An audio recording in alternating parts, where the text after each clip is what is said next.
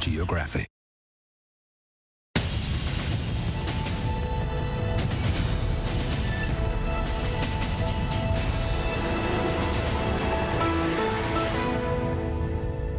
School shootings are absolutely real.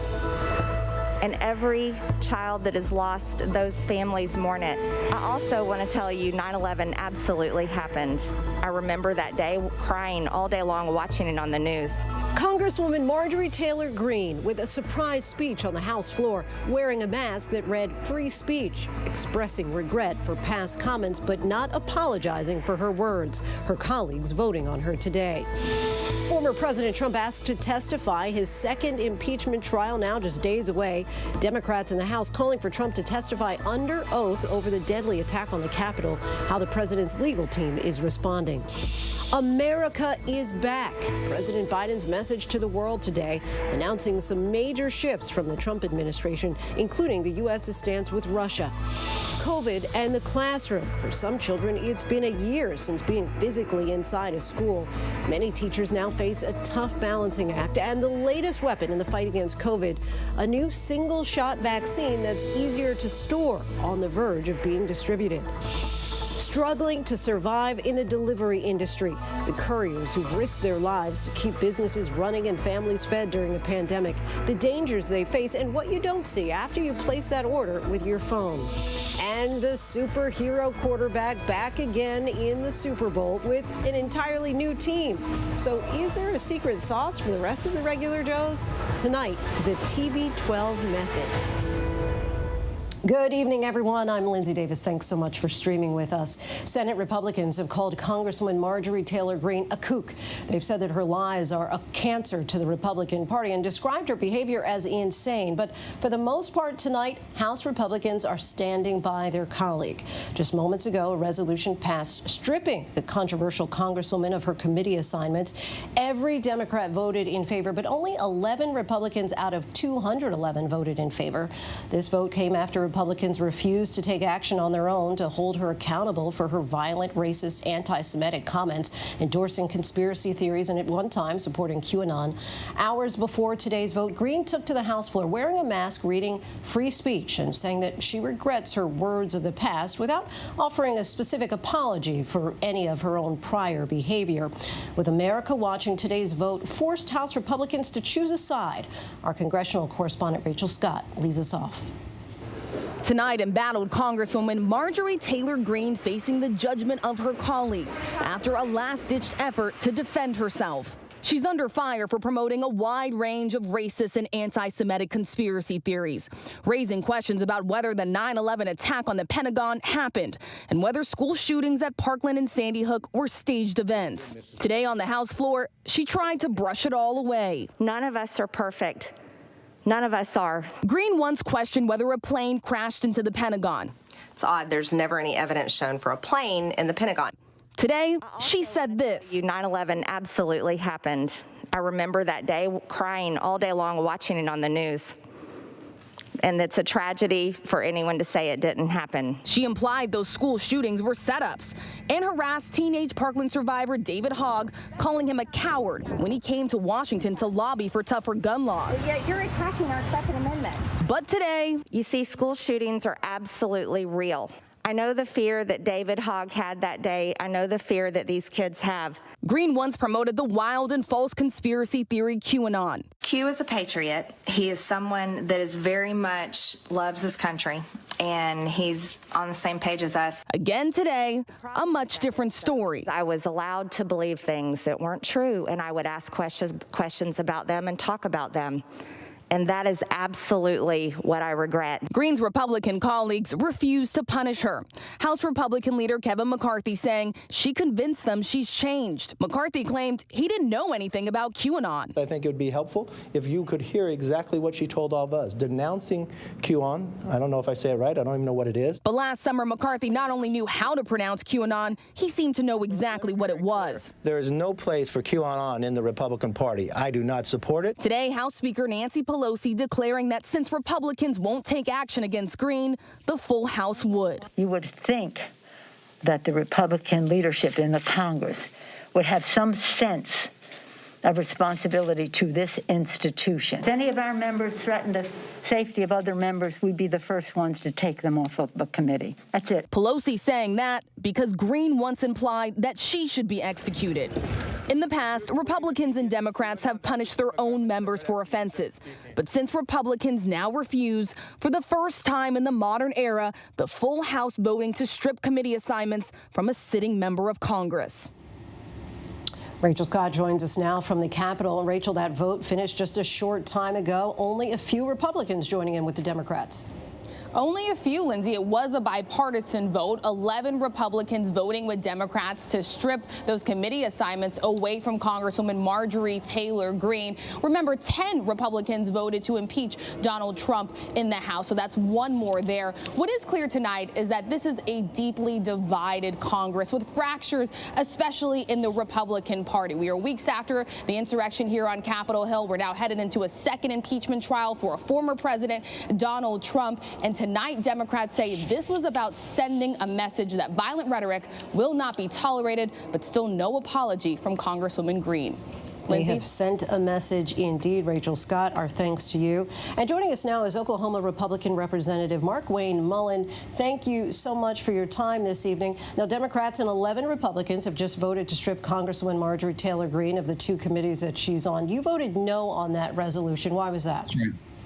Well, because Marjorie Taylor Greene, what she did was before she got in Congress. And if you're going to hold this accountable to people before they got into office, you need to also hold AOC. You need to hold Maxine Waters. You need to hold Tlaib and Omar to the same standard. I mean, you had Omar who said that Israel hypnotized the world in 2012.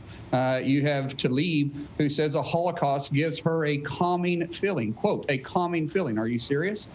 And so if you're Marjorie got up in front of the conference yesterday and she apologized about what she said in 2018.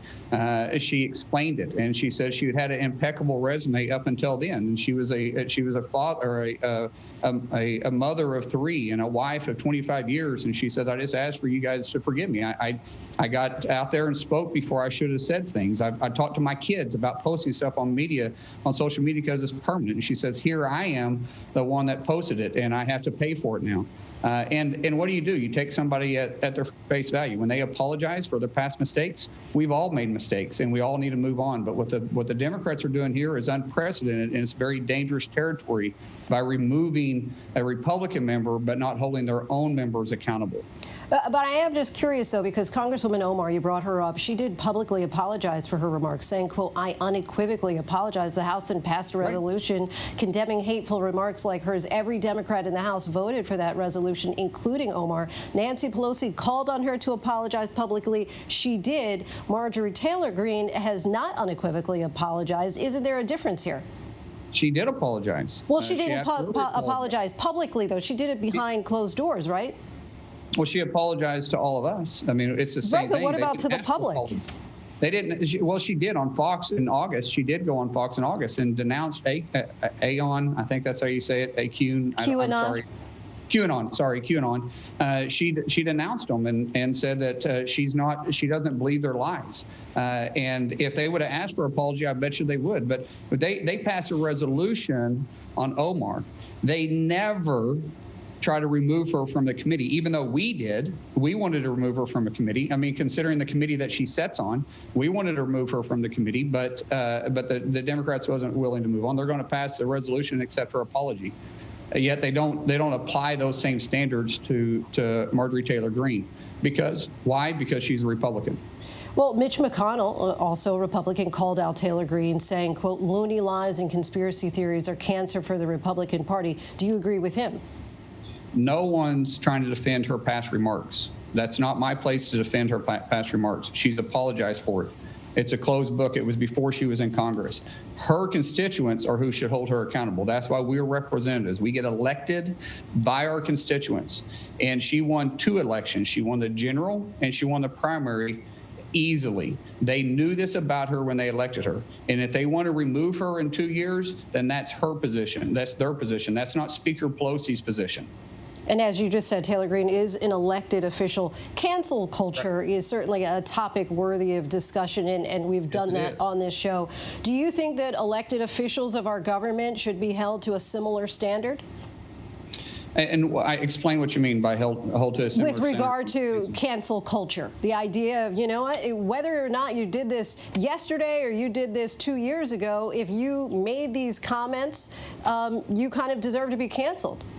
Well, I tell everybody that's wanting to cancel those that make mistakes. Look at yourself. I'm not perfect. You're not perfect, and they aren't perfect either. We've all made mistakes. We've all had a past that we wish we could go back and undo to some degree. And if our constituents choose to keep us, we get elected every 2 years, then that's their voice being heard. And we have to be accountable to our constituents. We need to stand up. Everything we do is public, and we need to make ourselves available. And I think Marjorie Taylor Greene has made herself available. It's just the same thing with AOC and Omar and Tlaib and Maxine Waters. Their constituents continue to elect them, but we want to somehow overstep that, like Nancy Pelosi did, overstep that and hold them to a different standard. That's not Nancy Pelosi's place. That's her constituents' place. Let's talk about your colleague, Liz Cheney, for a moment. After a secret vote last night, she has held on to her leadership position after voting to impeach President Trump. I understand that you want to respect the secret vote. This is a question that I've asked some of your Republican colleagues. In your view, is there a place in the Republican Party for the 10 members of the House who voted to impeach President Trump? This reaction by the conference had nothing to do with the vote. We all answered for our own vote, and there's no blowback. There was never a blowback on her vote. What the conversation was that we had the 4-hour conference about yesterday was her statement prior to the vote. And we talked about it. We talked about it openly. We hashed it out among each other, and we voted, and we chose to keep her, and we move on from there. Because as a unit, we're stronger than we are divided.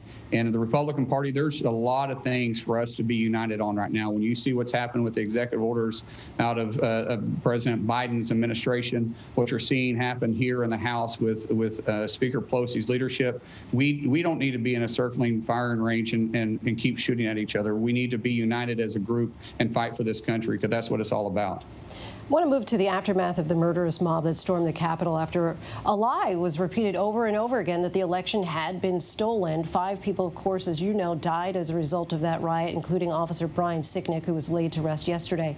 Setting aside your vote not to certify the election results, which Democrats in other elections have done as well, do you plan to make it clear to those who believed lies that the election was stolen that it was not?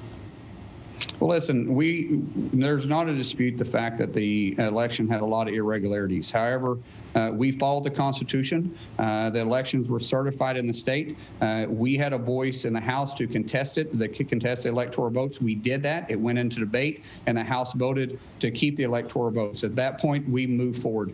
And I may not like the results, but it's what the results are, and we fought underneath the tools given to us, awarded to us underneath the Constitution. And so as a country, we have to continue to move forward. We have elections, and our votes matter. And when we vote one way or the next, we are held responsible for that vote too. But guess what? There's always another election coming up, and we get to hold the party we put in power accountable, and we get to hold the person we put in power accountable too. And so there's going to be another election cycle in 4 years for the presidency of the United States, and we need to focus on that. For the House of Representatives, who's going to be in control? We're going to be fighting that out actually as we speak, because that election cycle, believe me, has already begun, and we're going to make that vote in less than 2 years. And lastly, what do you see as your role, and what kind of action are you prepared to take in order to try to calm the rhetoric and this divisive culture, basically, that we have, especially coming out of Washington, D.C., in order to try to get things done, which is something that Americans, whether you're from a red state or blue state, both can agree on? Listen, we need to take a deep breath. I was asked one time, what's the most important lesson I learned up here? And I learned how to breathe. Take a deep breath. And then we need to look across the aisle, and we need to find a different and a better way to debate. So often elected officials, we want to have a catchphrase. The media is guilty of this too. Have a catchphrase, something to get people's attention. We've always said if it bleeds, it leads. We all need to be held to different responsibility. We need to be held to a higher standard, from elected officials to the media also. and change the tone of our election and change the tone of our politics moving forward. And so for me, I'm going to be passionate about my debates. I'm going to be passionate about representing the great state of Oklahoma. I'm going to be passionate about my beliefs and fight for those. But when the fight's over, we're going to agree to disagree. We can still have friends. We can still represent our districts. And guess what? Every single one of us represent a unique district because our founding fathers set it up that way. So we can all represent our backyards, and we need to respect that. I may not, if I lived in Maxine Waters' district, I wouldn't vote for her. She doesn't represent my values. But I don't live in California. I live in Oklahoma. And yet, and let me tell you, a Republican from Oklahoma is different than a Republican from New York, and we're greatly different when you start talking about different parties that we represent. But we need to recognize that and think, do we still all love this country as much as everybody else? This flag that's over my shoulder, do you think that's the most beautiful flag in the world? I do. And if you can agree with that, we have something to work on. Representative Mullin, thank you so much for your time tonight. We appreciate you coming on the show. Thank you for having me on. Staying on the Hill now, let's bring in Jonathan Karl. After another turn in the Senate impeachment trial, House Democrats have called on former President Trump to testify. So, John, will he show? Well, he's not going to show. At least that's what his spokesperson, Jason Miller, said, that he will not be testifying before an unconstitutional proceeding. They have argued that this proceeding is unconstitutional. Therefore, he won't testify. His lawyer, one of his two lawyers, also wrote a letter calling this a stunt, this invitation a stunt. And Lindsay, the House managers, Jamie Raskin, the lead manager, didn't extend this invitation because he thought Donald Trump would accept. He extended it in part because he wanted to be able to say that he gave him the opportunity and then portray a refusal to testify as essentially an admission of guilt. And, John, we know how unpredictable the former president is, and tonight Republicans and at least one Democrat are saying they don't want him to show up. Yeah, and by the way, we have this refusal through people who speak for the president with the former president. Of course, you can never be sure what might happen. This is a huge stage. Who knows? I don't think there's any chance he would actually change course on this. But you have heard Democratic Senator Chris Coons, among others, was asked if he should, about this whole development. And he said he doesn't want Donald Trump to testify. Asked why, the answer he gave reporters, have you ever met Donald Trump? But it's not just him. Lindsey Graham has also came out today and said that he thought it would be a bad idea for Trump to testify. Some bipartisan agreement there. All right, Jonathan Karl, our thanks to you. Tonight, President Biden with a stern warning for Russia during his first major foreign policy speech. The president saying, quote, the days of the United States rolling over in the face of Russia's aggressive actions are over. Biden demanded the release of Alexei Navalny and had a message to the world that America is back. Our senior White House correspondent Mary Bruce reports. In his first major foreign policy address, President Biden with a promise. America is back. Diplomacy is back. It's a sharp departure from the policies of former President Trump, who shrank the State Department in size and influence. Biden vowing to rebuild alliances and trust. Leading with diplomacy means standing shoulder to shoulder with our allies and key partners once again. Biden today taking steps to raise the cap on refugees allowed into the U.S. from 15,000 to 125,000 and ending U.S. support for Saudi Arabia's military campaign in Yemen. He's also putting adversaries like Russia on notice. The days of the United States rolling over in the face of Russia's aggressive actions, interfering with our elections, cyber attacks, poisoning its citizens are over. Earlier, speaking to State Department employees, the president saying he's got their backs. President Biden offering some reassurance there. Mary Bruce joins us now from the White House. Mary, Biden didn't just come with a message for the world. He also had one for the State Department. Yeah, and And Lindsay, I think it's important to remember that not only did the State Department's role, was it diminished over the last 4 years, but the morale really took a hit too. Biden, well aware of that, spent some time speaking directly to staffers, and his message to them was that they are at the heart of his new policy going forward. It is a message that we are told was well received tonight. Staffers are happy to hear that diplomacy is back, but members of the diplomatic corps are also eager to see how Biden is going to put all of these promises to work going forward. Lindsay. Mary Bruce reporting in from the White House tonight. Thanks so much, Mary. And now to the fight against COVID and the major push to get out the vaccine tonight, especially in communities that have yet to see a large influx of available doses. There is promising news for a new vaccine about to enter the market. And meanwhile, in the UK, they're opening up a more aggressive assault on the virus using any vaccine doses that are readily available. Our Whit Johnson reports in tonight. A third vaccine on the verge of joining America's arsenal. Tonight, Johnson & Johnson applying for emergency use authorization for its single-dose vaccine. Just one shot shown to be 100% effective at preventing hospitalizations and deaths. The race to vaccinate now also a race against new COVID variants. We have to get a lot of people, especially high-risk elderly people, vaccinated before these variants take hold.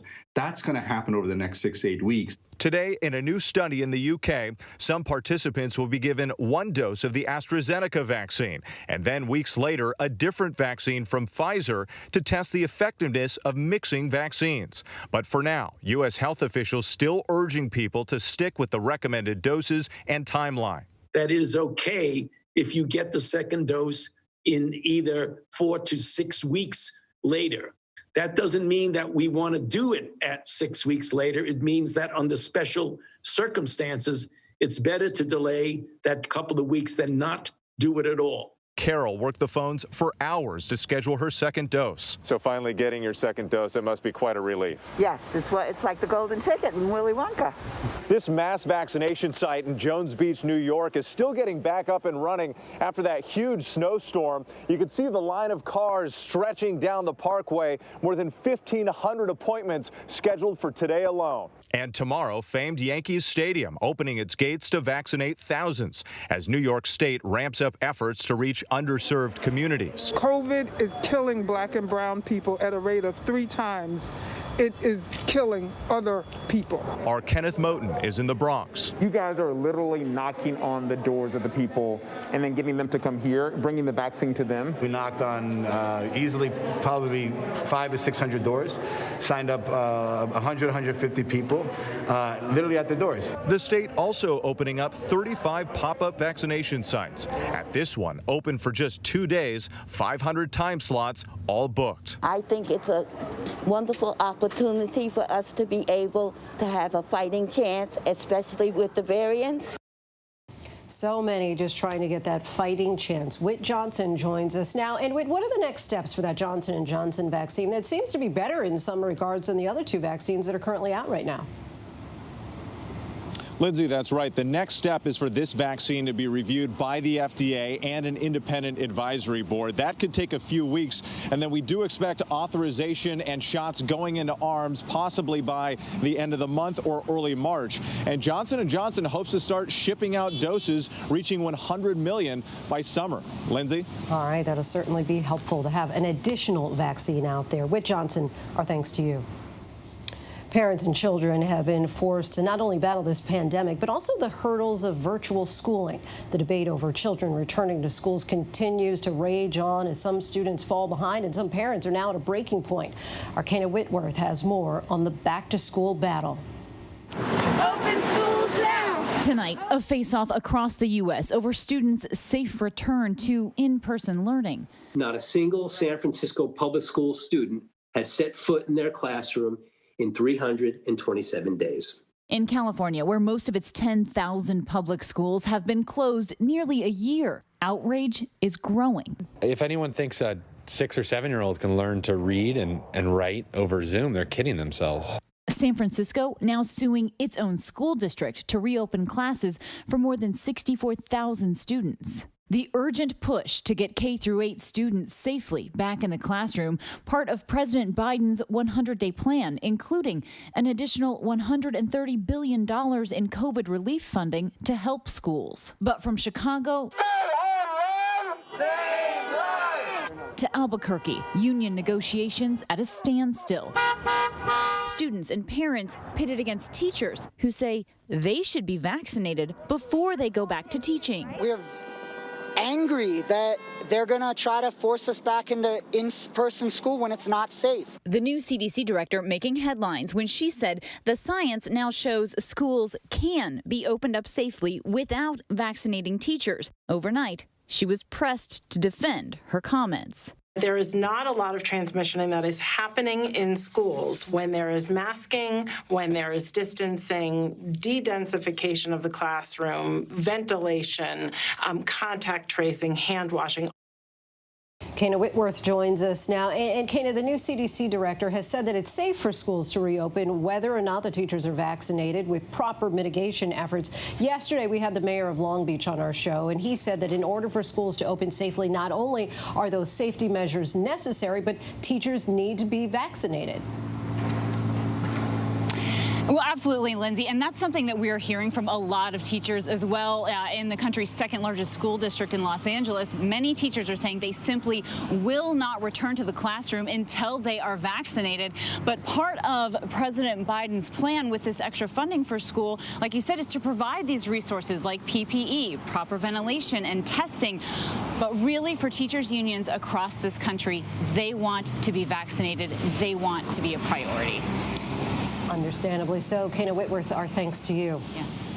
When we come back, the dramatic ice rescue, helicopters deployed, dozens rescued. The former officer charged with murder, he didn't turn on his body camera until after the shots were fired. The victim killed just before Christmas while coming out of a friend's garage. But up next, they are the workers who have kept the restaurant industry and others afloat during the pandemic, risking their health and now fighting for fair wages. Stay with us.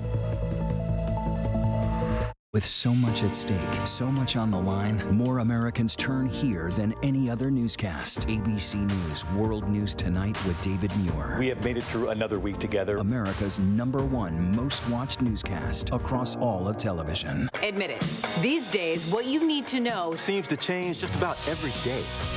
What is it that you really want to know, need to know? To help you not just get through your day, but to make the most of it. Feel smarter. Feel better. Feel happier. Well, how about a third hour of Good Morning America in the afternoon? GMA 3, what you need to know. Lunchtime at 1 Eastern, 12 Central and Pacific on ABC. It's all about you. Robin Roberts, George Stephanopoulos, Michael Strahan. Wake up with America's #1 most watched morning show. ABC's Good Morning America. The world may feel out of your control, but your happiness doesn't have to be. Learn the secrets to happiness. Listen to the 10% Happier podcast, free on Apple Podcasts. ABC News honored winner for the second straight year with the Edward R. Murrow Award for Overall Excellence in Television. ABC News, America's #1 news source. Friday nights, 9/8 Central. True crime, cinematic, real-life drama, stunning, the unthinkable. Follow the clues. The Hunt. True crime. 2020. Friday nights, 9/8 Central on ABC. The reality is our country can collapse from within. You see the white power movement on the march. Klansmen and neo-Nazis, skinheads, it's meant to incite war. From the KKK to Oklahoma City to Charlottesville, the new documentary event special. We just need to start talking about race. Homegrown hate, the war among us. This is a real wake-up call. Streaming now on ABC News Live. Now, when it matters most, the straightforward facts. ABC News is America's #1 news. #1 in the morning, #1 in the evening, with America's most watched newscast. #1 in late night versus the competition. The #1 news magazine on Friday nights. #1 in politics across this historic election versus the competition. The #1 daytime talk show. And #1 in streaming news. ABC News is America's #1 news. We turn now to some of the unsung heroes of this pandemic, the delivery workers who have kept our lives running as we safely hunkered down. And while the delivery industry is booming, these workers are now struggling. ABC's Rena Roy takes a closer look. On any given day in New York City, you'll find Jose Morales navigating the streets by bike, spending hours on end delivering food to New Yorkers in the dead of winter. You bring it to them to the convenience of a warm house when we are here freezing cold, trying to make an honest living every day. Restaurants now rely on delivery workers to survive. Delivery orders have surged in the last year. The food delivery industry is worth more than $111 billion, exploding with the rise of apps like DoorDash, Amazon, and Uber Eats. But for these couriers, it can be dangerous. Couriers are often vulnerable to violence and theft. Jose told me his bike was stolen twice. You have to start from ground zero. You have to start all over again, and the little that you are making, you're trying to maneuver that, like buying a bike, buy grocery, pay portion of your rent, and everything else that come along with it. Ligia Guayapa is the executive director of the Workers' Justice Project in New York City. She helped bring couriers together as Los Deliveristas Unidos, or Delivery Workers United. The most pressing issues that food delivery workers are facing now is the lack of access to bathrooms, low pay, unsafe working conditions, and most importantly, these are the workers who are literally doing the most essential jobs with no worker protection. They organized this march in October to demand essential rights. So these issues existed before the pandemic. How have they gotten worse during the pandemic? So food delivery workers are facing what we consider one of the deadliest and most dangerous jobs in the city. And during the pandemic, they're doing this work without any safety protections, without personal protective equipment. And most importantly, most workers are doing this with low pay. Labeled as independent contractors, they're not entitled to a minimum wage, overtime, or benefits like health insurance. There were roughly 50,000 delivery workers in New York City before the pandemic. And as unemployment skyrocketed, that number went up as people searched for work. Uber Eats alone signing up 36,000 new couriers in New York since March, many with unpredictable pay. It's been a little struggle because in order for you to make a decent amount of money, you had to work like 7 days. During our interview, Jose got a delivery request worth just $3.75. California legislators expanded gig worker rights with Assembly Bill 5, which allows some to be classified as employees. But companies like Uber and Lyft threatened to leave the state and launched a $220 million campaign that helps get Proposition 22 passed. Open and available to people from all walks of life. That flexibility gives drivers the independence other jobs can't offer. Prop 22 will give them that and more. Prop 22 makes it way easier for them to be able to classify their workforce as independent contractors and not employees. What Uber and Lyft would have you believe is that workers want to be gig workers. They value flexibility over everything else. They would also have you believe that most Uber and Lyft drivers, for example, Uber and Lyft, as well as Instacart and DoorDash and the others, are college age or people working for spare change, working as a side hustle. What we found is that 76% of people who are performing gig work, it's their main source of income. An income ideally boosted by tips, but some workers say they don't always see that extra money.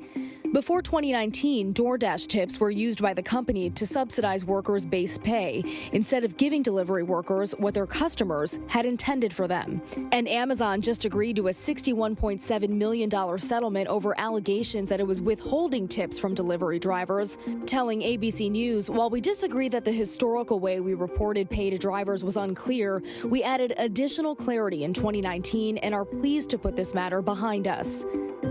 In New York, the Workers' Justice Project is in talks with council members like Carlina Rivera to pass legislation for essential workers like Gustavo Huerta. Like Jose, he says his pay has also gone down with the recent influx of workers. And the competition, has it gotten tough during the pandemic? Before, I can say I can make like 700 to 800 maybe a week. But now I tell you like 400 to 600. If I get like good week, maybe I make like 600, but very hard. Gustavo, like many couriers in New York City, is an immigrant. He moved to the U.S. from Mexico City 13 years ago, chasing that American dream. ¿Y puedes describir la temporada afuera en el invierno como ha sido cuando tienes que esperar por mucho tiempo? It's very difficult because we have to wait, and many people don't understand that we have to wait outside for 15 to 30 minutes. 15 to 30 minutes wait outside, and sometimes no. I don't think people believe that point because you can't stand for that long sometimes. I work in the morning, like 6 hours. I'm back home. I use my bathroom. I'm back and start working again. 6 to 7 hours without the bathroom, with no breaks in the cold. No breaks and no cold. You're making about half the amount of money. Oh yeah, it's very hard because I had to put the food on the table, I had to pay the rent, I had to pay everything. Es lo que hay. It is what it is, and we don't have many options either because the city doesn't take us serious. Rena Roy for ABC News Live. Our thanks to Rena for bringing us that story. And still ahead here on Prime, prosecutors pushing to get a teenage murder suspect accused of shooting and killing 2 men during a Jacob Blake protest rearrested. We explain why. They make iPads and iPhones, but what about iCars? Apple may now be considering expanding into the automotive industry. And the plea for more prosecutors as the investigation into the Capitol mob riot continues. We take a look by the numbers, but first, our post of the day.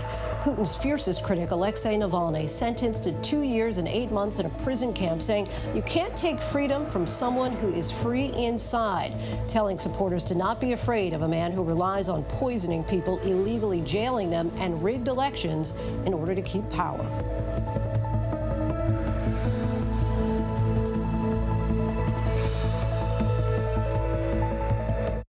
I know what happened, and I'm not guilty. Why the fascination with criminal trials? Figure out what's really out there. She revealed she had murdered his family. I know in my heart they did this. It's the time of suspicion. The ending's really tough. You don't know whether truth is going to be difficult to find unless you try to find it.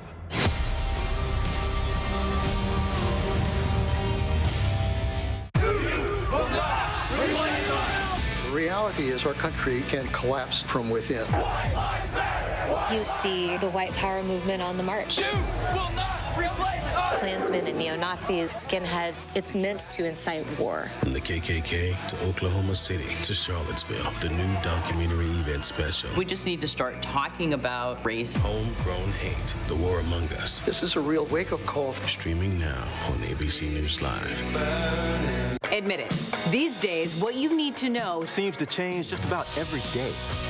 What is it that you really want to know, need to know? To help you not just get through your day, but to make the most of it.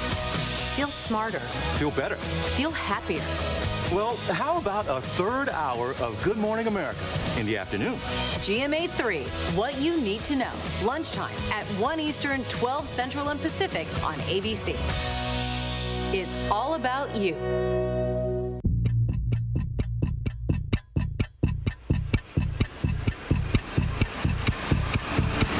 24 hours. Assault on the Capitol. The ABC News original. Exclusively on Hulu. Now streaming. With so much at stake, so much on the line, more Americans turn here than any other newscast. ABC News World News Tonight with David Muir. We have made it through another week together. America's #1 most watched newscast across all of television. The world may feel out of your control, but your happiness doesn't have to be. Learn the secrets to happiness. Listen to the 10% Happier podcast, free on Apple Podcasts. Robin Roberts, George Stephanopoulos, Michael Strahan. Wake up with America's #1 most watched morning show. ABC's Good Morning America. ABC News honored winner for the second straight year with the Edward R. Murrow Award for overall excellence in television. ABC News, America's #1 news source. Welcome back, everyone. With less than a week before former President Donald Trump is tried in the Senate for incitement of an insurrection, we take a closer look at who's now facing criminal charges for the deadly riots by the numbers. There are at least 400 suspects connected to the insurrection, and so far, 182 individuals have been charged, according to the Justice Department. At least 14 of those charged have said that they were following then-President Trump's encouragement, and at least 16 are associated with or have possible ties to extremist groups like the Proud Boys, Oath Keepers, and 3 Percenters, according to an ABC News analysis of court records, military records, interviews, and available news reports. And at least 14 of those charged are believed to support QAnon conspiracy theories.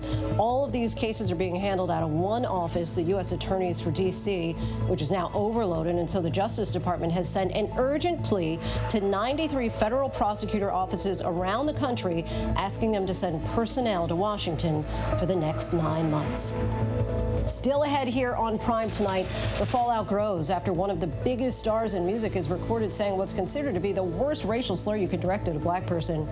Tom Brady, 43 years old. That is old in professional sports. Still going to Super Bowls, though.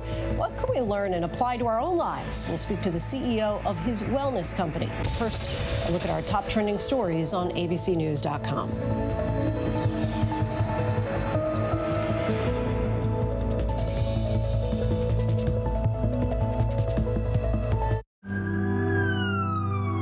Guide you through it all tonight.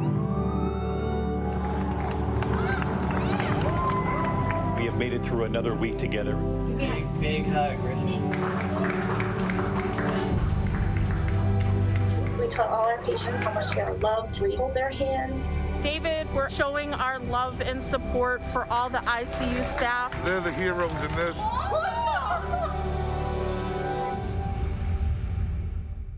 Now, when it matters most, the straightforward facts. ABC News is America's #1 news. #1 in the morning, #1 in the evening, with America's most watched newscast. #1 in late night versus the competition. The #1 news magazine on Friday nights. #1 in politics across this historic election versus the competition. The #1 daytime talk show. And #1 in streaming news. ABC News is America's #1 news. The world may feel out of your control, but your happiness doesn't have to be. Learn the secrets to happiness. Listen to the 10% Happier podcast, free on Apple Podcasts. ABC News honored winner for the second straight year with the Edward R. Murrow Award for Overall Excellence in Television. ABC News, America's #1 news source. This is GMA3, what you need to know. GMA3. A third hour of Good Morning America in the afternoon. It's all about you. Lunchtime on ABC. The reality is our country can collapse from within. You see the white power movement on the march. Klansmen and neo-Nazis, skinheads, it's meant to incite war. From the KKK to Oklahoma City to Charlottesville, the new documentary event special. We just need to start talking about race. Homegrown hate, the war among us. This is a real wake-up call. Streaming now on ABC News Live. Friday nights, 9/8 Central. True crime, cinematic, real-life drama, stunning, the unthinkable. Follow the clues. The Hunt. True crime. 2020. Friday nights, 9/8 Central on ABC.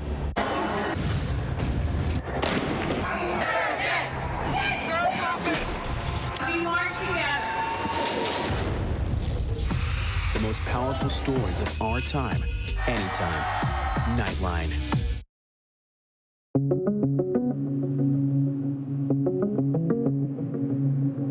A third vaccine on the verge of joining America's arsenal. Tonight, Johnson & Johnson applying for emergency use authorization for its single-dose vaccine. Just one shot shown to be 100% effective at preventing hospitalizations and deaths. The race to vaccinate, now also a race against new COVID variants. We have to get a lot of people, especially high-risk elderly people, vaccinated before these variants take hold. That's going to happen over the next 6 to 8 weeks, the variants, and that's really our time frame in my mind. mind for getting high-risk people vaccinated. In Boston's Fenway Park, officials hope to vaccinate 1,000 people a day by next week. There is already talk underway to perhaps develop booster shots for patients to better fight against new variants of the virus. Public health officials are also asking Americans to continue wearing their masks and social distance. Across the country, 91,000 Americans are currently hospitalized with COVID-19, according to the COVID Tracking Project. That's the smallest number since November. Well, a massive rescue in Wisconsin today after 62 people became stranded on chunks of ice. The people were ice fishing near Green Bay, about a half-mile off the shore, when the ice broke apart. Officials had to bring in helicopters and utility vehicles to reach the group.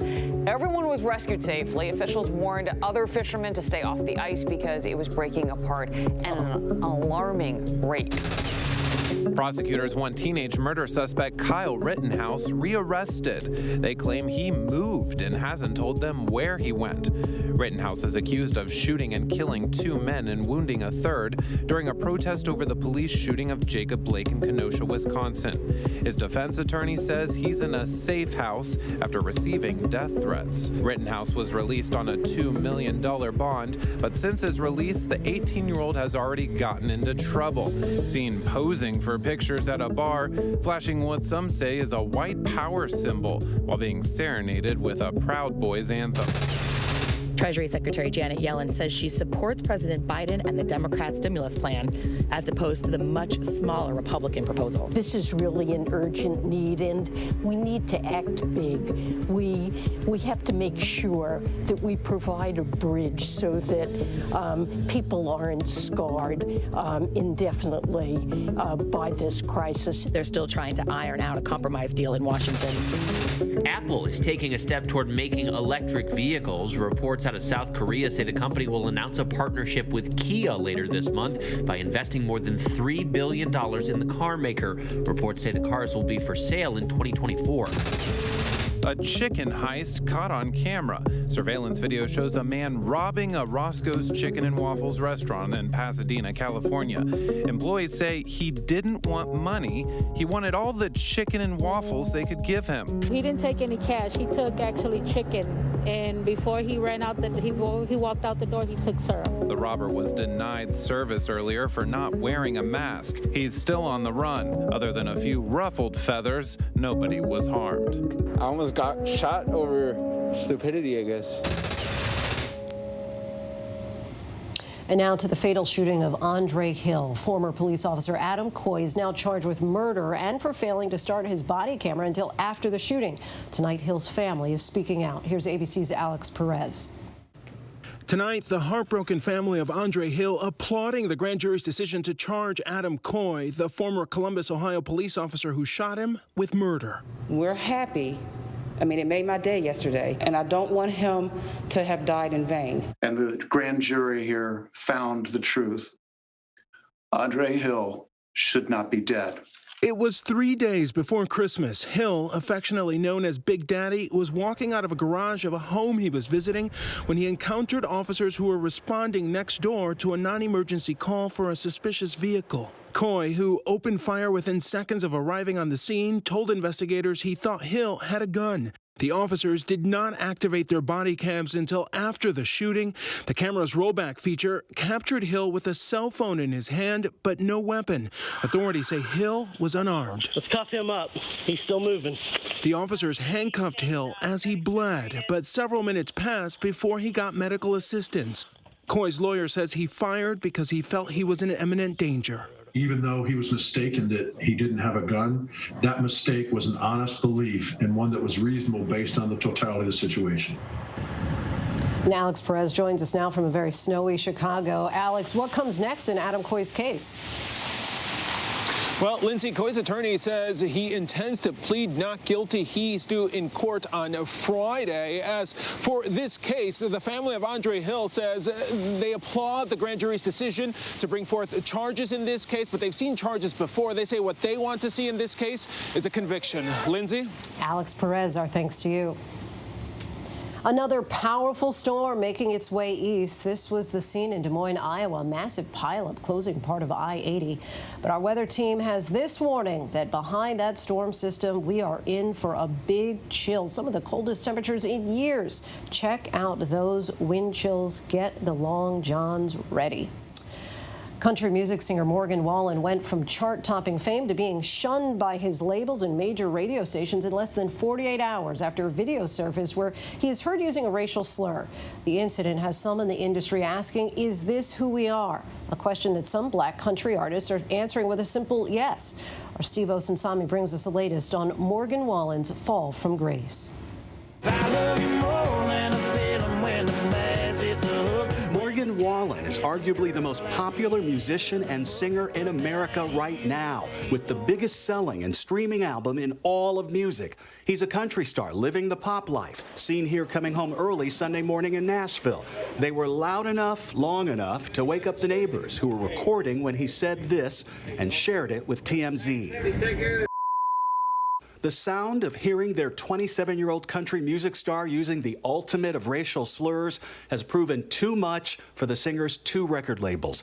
In the wake of recent events, they write, Big Loud Records has made the decision to suspend Morgan Wallen's recording contract indefinitely. Republic Records, the second label, fully supports Big Loud's decision and agrees such behavior will not be tolerated. The top radio chains have dropped him too. Cumulus Media, iHeartRadio, Sirius XM, and several others. Even the Academy of Country Music this morning is announcing that he is no longer eligible for any awards at their ceremony in April. It's the only time I can think of really in any genre where somebody just went from being the biggest star to having zero airplay almost in the course of one day. The superstar is apologizing in a statement saying that I am embarrassed and sorry. I used an unacceptable and inappropriate racial slur that I wish I could take back. There are no excuses to use this type of language ever. I want to sincerely apologize for using the word. I promise to do better. But a growing section of country music isn't accepting the apology. From Grammy winner Maren Morris, we all know it wasn't his first time using that word. We keep them rich and protected at all costs with no recourse.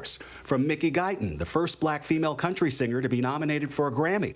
When I read comments saying this is not who we are, I laugh because this is exactly who country music is. I've witnessed it for 10 years. How do you give someone a crash course in maturity as well as racial sensitivity? I don't know that happens without a lot of time going by. There's a long-held notion that people in country music have struggled to fight, that their tunes are meant for white audiences, and that there might as well be Confederate flags waving in the background of some of their songs. But many of country music's roots are in black America. The banjo, for example, came to America from West Africa. Kiss an angel good morning. And black artists like Charlie Pride, who died in December, have spent decades at the top of the country music charts. Morgan Wallen has needed to make a public apology before.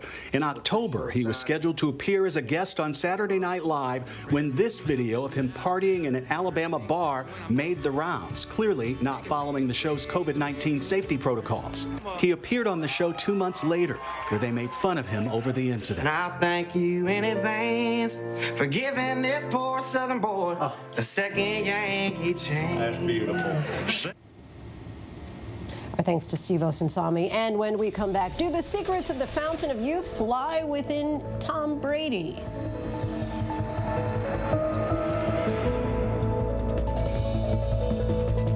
Now, when it matters most, the straightforward facts. ABC News is America's #1 news. #1 in the morning, #1 in the evening, with America's most watched newscast. #1 in late night versus the competition. The #1 news magazine on Friday nights. #1 in politics across this historic election versus the competition. The #1 daytime talk show. And #1 in streaming news. ABC News is America's #1 news.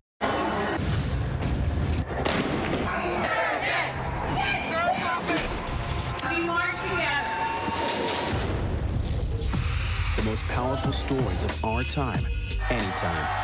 Nightline. I know what happened, and I'm not guilty. Why the fascination with criminal trials? Figure out what's really out there. She revealed she had murdered his family. I know in my heart they did this. It's the time of suspicion. The ending's really tough.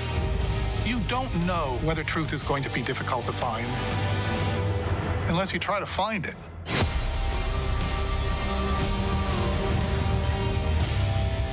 Friday nights, 9/8 Central. True crime, cinematic, real-life drama, stunning, the unthinkable.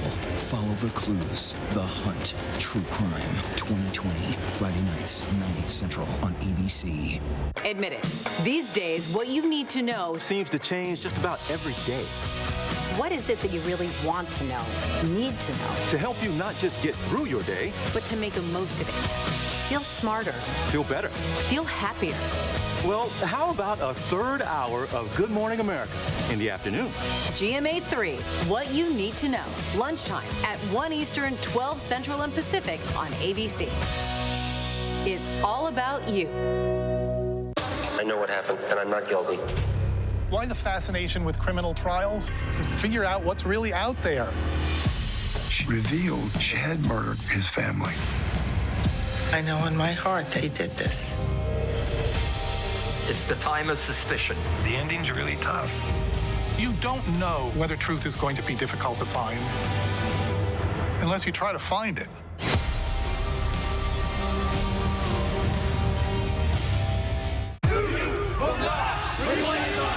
The reality is our country can collapse from within.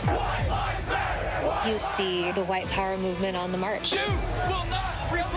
Klansmen and neo-Nazis, skinheads, it's meant to incite war. From the KKK to Oklahoma City to Charlottesville, the new documentary event special. We just need to start talking about race. Homegrown Hate, the war among us. This is a real wake-up call. Streaming now on ABC News Live. Welcome back. After an unexpected year, hearing the words Tom Brady's in the Super Bowl sounds about as normal as can be lately, but don't let that fool you. The 43-year-old continues a truly remarkable run in the big game on Sunday. And think about it like this. The average NFL career is about 3.5 seasons. This is Brady's 21st season, and he stays consistently ahead of the pack, winning 6 Super Bowls with the New England Patriots and now turning around a franchise in Tampa Bay. Hard work and commitment are certainly keys to his success, but many still want to know what's his secret. Here to talk about that with us now is John Burns, CEO of TB12, Brady's health and wellness company. John, thanks so much for joining us. Thank you for having me, Lindsay. Great to be here. So tell us, how has Brady managed to be so successful over such a long period of time? What's so unique about his regimen? Tom is a very special person, and I think a lot of it is of his own doing, but I think his partnership with our other co-founder, Alex Guerrero, is an important part of his success. I think for Tom, it comes down to a handful of things, starting with a lot of hard work, good daily habits, and of course applying a winning mindset. And his lifestyle choices, which is really everything that we talk about here at TB12, is what helps drive his success and has really fueled his longevity.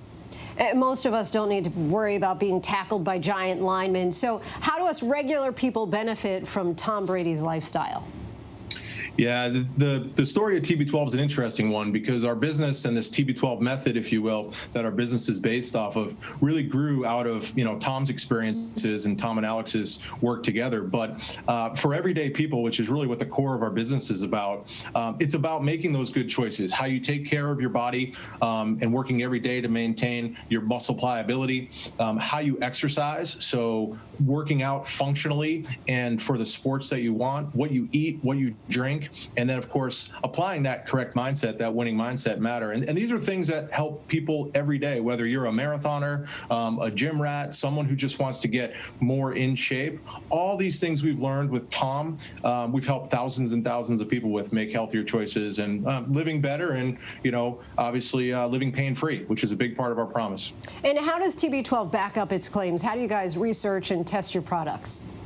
So I think there's a few different ways that we look at this. I think, first of all, we have a large history of evidence-based experiences here. So again, we've worked with thousands and thousands of athletes. And when it comes in particular to fixing injuries, we've been incredibly fortunate to have countless case studies. So one is evidence-based practice. The other is science. We've got a scientific advisory board. We work with many authorities on a variety of different subjects. For instance, David Sinclair, who's a leading researcher on aging. He's on our scientific advisory board, and he's someone who really can provide a lot of deep scientific information on the choices that we can make to really live healthier. So it's a combination of evidence and science. Few days away from the Super Bowl, what's going through Tom's head at this point? How's he preparing? Kind of give us the inside, behind-the-scenes look. Yeah, so, I don't get involved in the football side of things with Tom, but I can tell you he's super excited. This is a major, major accomplishment for him, the entire Tampa Bay organization. A lot of work goes into this, the hours and hours and hours of preparation, not only with the team, but that Tom puts into it personally. This is all what it's about. And he loves taking the field. We always say that, and he's out there publicly, he said this, he has come up with this TB12 method with Alex to allow him to play football. I mean, this is his passion, so I know he's super excited for this game, as we all are here at TB12. I know you say you stay out of the football side, but any predictions? Well, I'm a long-term New England Patriots fan who's quickly become a very big Buccaneers fan. Sure. So I am hoping for and rooting for the Bucs. John Burns, CEO of TB12, our thanks to you. We appreciate it. Thank you for having me, Lindsay.